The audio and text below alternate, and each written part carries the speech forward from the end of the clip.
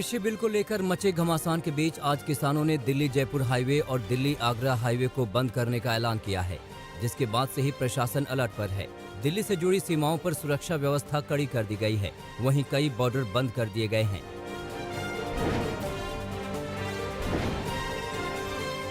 हरियाणा में किसानों के टोल प्लाजा को घेरने के आह्वान पर फरीदाबाद पुलिस अलर्ट हो गई है। पुलिस के मुताबिक आंदोलन की आड़ में कानून व्यवस्था बिगाड़ने वालों पर उनकी पैनी नजर होगी।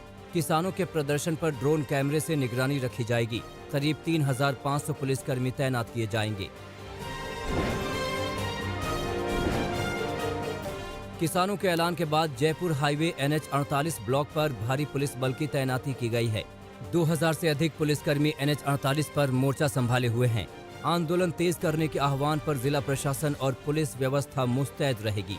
हरियाणा में किसानों के बॉर्डर सील चेतावनी को लेकर गुरुग्राम जिला प्रशासन ने 60 मजिस्ट्रेट तैयार किए हैं। जिले भर में अलग अलग चौक चौराहों से लेकर NH 48 पर पुलिस बल के साथ ड्यूटी मजिस्ट्रेट की तैनाती है। तकरीबन 2 से 2500 पुलिसकर्मियों के हाथों में गुरुग्राम की सुरक्षा व्यवस्था की कमान सौंपी गई है।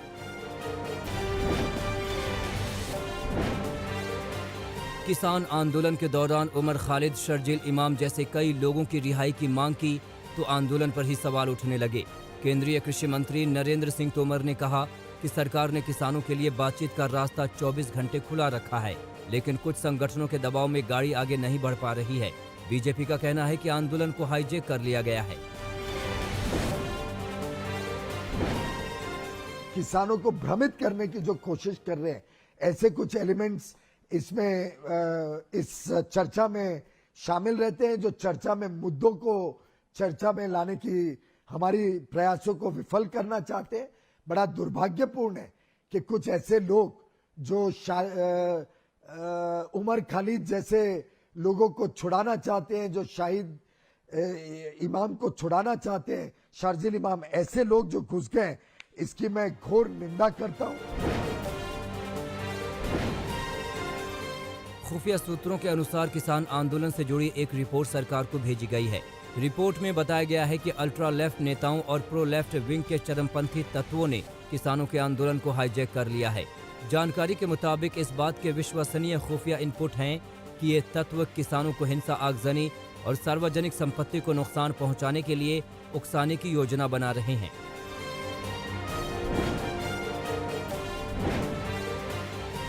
नड्डा के काफिले पर हमले को लेकर पश्चिम बंगाल की सियासत गर्म है।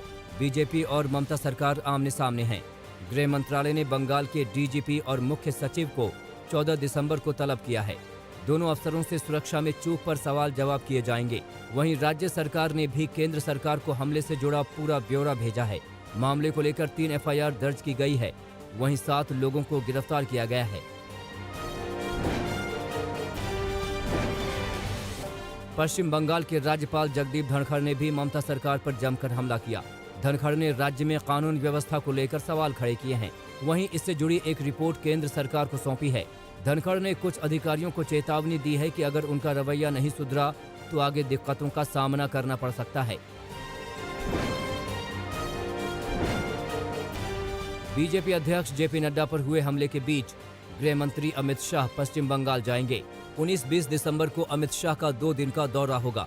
पश्चिम बंगाल के दौरे पर अमित शाह बीजेपी कार्यकर्ताओं से संवाद करेंगे।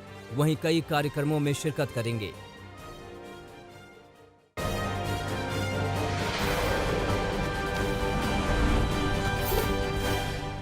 महाराष्ट्र सरकार की तरफ से सरकारी कर्मचारियों के लिए ड्रेस कोड का नया फरमान जारी किया गया। ऑर्डर में कहा गया है कि अब सचिवालय और सरकारी दफ्तरों में काम करने वाले कर्मचारी जीन्स और टी-शर्ट नहीं पहन सकते। जीन्स और टी-शर्ट पहनने पर सरकार ने रोक लगा दी है।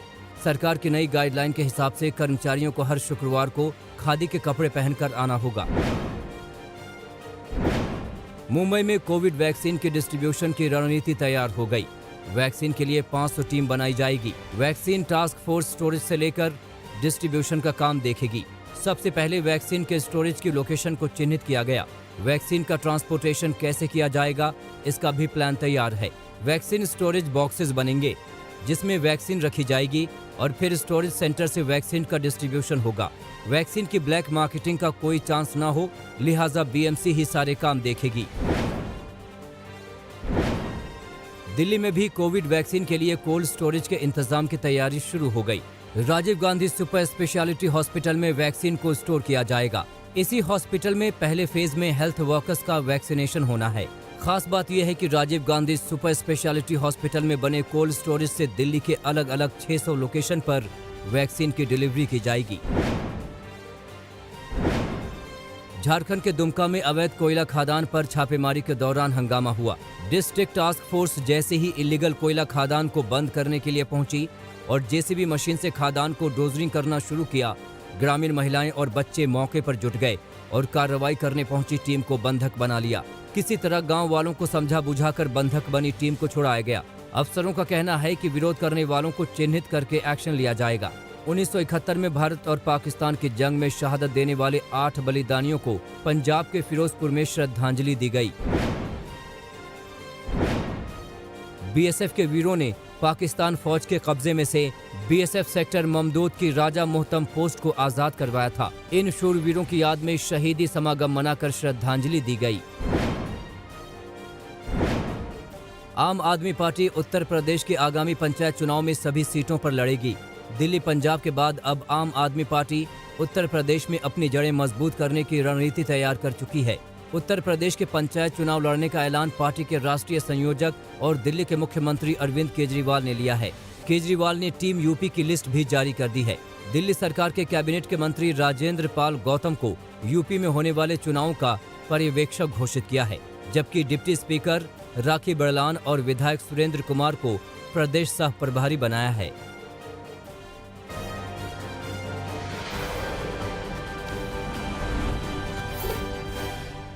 मुंबई पुलिस नशे का कारोबार करने वालों पर लगातार शिकंजा कस रही है। कांदीवली इलाके से जाल बिछाकर नशे का कारोबार करने वाले 4 लोगों को गिरफ्तार किया है।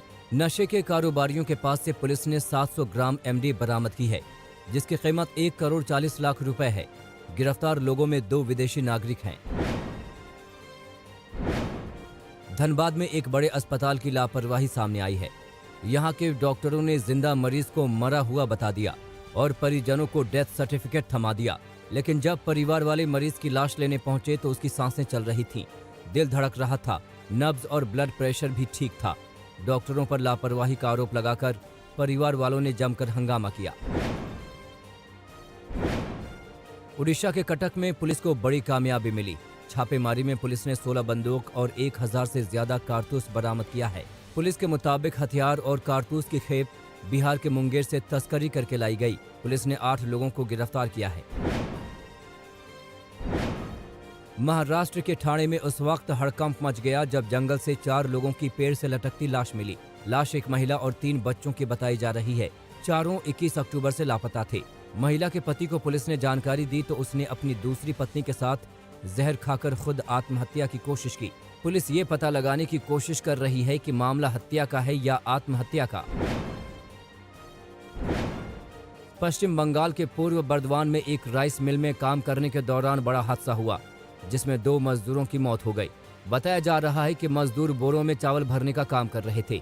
इसी दौरान दीवार मजदूरों के ऊपर आ गिरी। 4 घायल मजदूरों को अस्पताल में भर्ती कराया गया है। मध्य प्रदेश के इंदौर में माफियाओं के खिलाफ दनादन एक्शन जारी है। नशे के कारोबार से जुड़े 2 आरोपियों के निर्माण को प्रशासन की टीम ने ध्वस्त कर दिया है। मजहर और शाहनवाज नाम के आरोपियों के अवैध निर्माणों को करीब 2 घंटे में धराशायी कर दिया।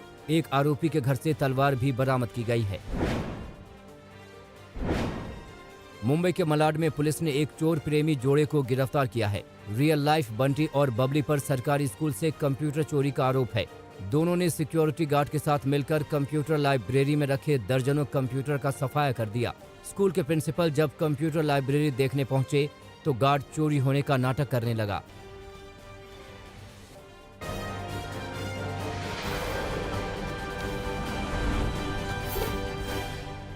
नोएडा में एक युवती से रेप के मामले में एक शख्स को पुलिस ने गिरफ्तार किया है। गिरफ्तार शख्स पर रेप का वीडियो सोशल मीडिया पर डालने का भी आरोप है। आरोपी ने कोल्ड ड्रिंक में नशीला पदार्थ मिलाकर वारदात को अंजाम दिया। पुलिस के मुताबिक आरोपी यूट्यूबर है और लोगों को फिटनेस के गुर सिखाता है। पीड़िता से दोस्ती यूट्यूब के जरिए हुई थी। आरोपी को 14 दिन की न्यायिक हिरासत में भेज दिया गया है। ग्वालियर में सब इंस्पेक्टर की पत्नी ने पति को दूसरी महिला के साथ रंगे हाथों पकड़ लिया। दूसरी महिला के साथ पति को देखकर महिला ने फ्लैट पर जमकर हंगामा किया और मौके पर ही पुलिस को बुला लिया। पुलिस ने सब इंस्पेक्टर को हिरासत में ले लिया। पत्नी अपने पति के खिलाफ कार्रवाई चाहती है। यूपी के अमरोहा में दुष्कर्म के बाद अश्लील वीडियो बनाकर ब्लैकमेलिंग का मामला सामने आया है। प्रेम जाल में फंसाकर 12वीं की छात्रा के साथ ये घिनौनी हरकत की गई। प्रेमी ने छात्रा का अपहरण कर दोस्तों के साथ चलती कार में दुष्कर्म किया और दिल्ली के जामिया नगर इलाके में फेंक कर फरार हो गए। पुलिस ने आरोपी प्रेमी और उसके दोस्त के खिलाफ केस दर्ज कर लिया है। ग्रेटर नोएडा में कांस्टेबल ने एक महिला को आत्महत्या करने से बचाया। नहर में डूब रही महिला को कांस्टेबल इरफान ने जान जोखिम में डालकर बचाया। कांस्टेबल को पुलिस कमिश्नर आलोक कुमार ने शाबाशी दी और 20,000 का नकद पुरस्कार भी दिया। महिला मूल रूप से बुलंदशहर की रहने वाली है और परिवार के साथ कासना क्षेत्र में रह रही थी।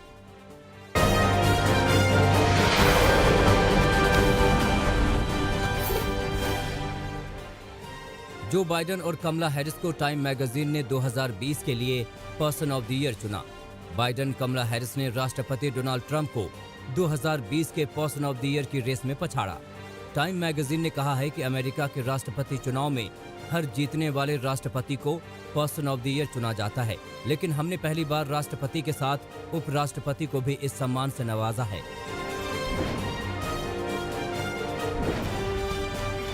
यूरोपीय यूनियन और ब्रिटेन के बीच ब्रेक्सिट डील न होने की सूरत में यूरोपीय आयोग ने प्लान बी तैयार किया। नए प्लान के मुताबिक यूरोपीय यूनियन आकस्मिक उपायों के अंतर्गत ब्रिटेन के साथ हवाई और सड़क यात्रा के साथ व्यापार को आसान बनाएगा। कार्बन उत्सर्जन को लेकर यूरोपीय संघ के नेताओं के बीच डील हुई। 2030 तक ग्रीन हाउस गैस उत्सर्जन में 55% कमी करने पर सहमति बनी है। साथ ही 2050 तक इसे 0% करने का लक्ष्य बना है। विवादास्पद बयानों के लिए मशहूर शेख रशीद अहमद पाकिस्तान के नए गृह मंत्री बनाए गए हैं। इस्लामाबाद हाई कोर्ट के दखल के बाद पाकिस्तान की कैबिनेट में बड़े फेरबदल किए गए हैं, जिसमें शेख रशीद अहमद, एजाज शाह और आजम खान स्वाति के विभागों में बदलाव किया है।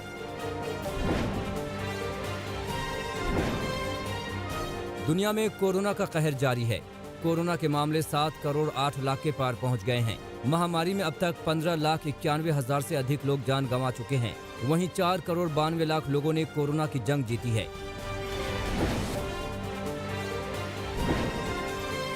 कोरोना महामारी से लड़ने के लिए कोलंबिया की सरकार ने नए उपाय किए हैं। कई शहरों में कर्फ्यू लगाने के साथ शराब की बिक्री पर भी रोक लगाई है।